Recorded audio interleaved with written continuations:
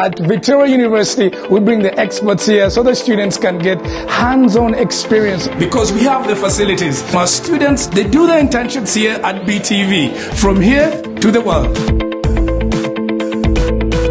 Even if you're picture perfect, when your audio is wrong, everything is wrong. That's why in our in-house audio studio, we teach audio production.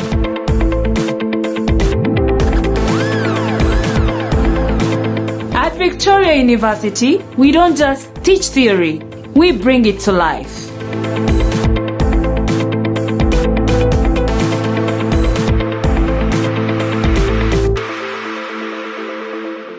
You see, at Victoria University, we've created the best library. I know you might want to go for the physical book since we run a blended learning system.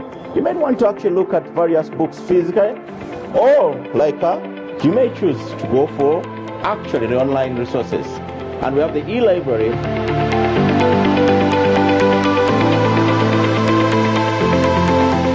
Welcome to Victoria University Editing Suite. We have state-of-the-art equipment. We turn pictures into reality. If you're thinking of learning by doing, this is the place to be, Victoria University. Don't just do journalism where you're just being taught theory.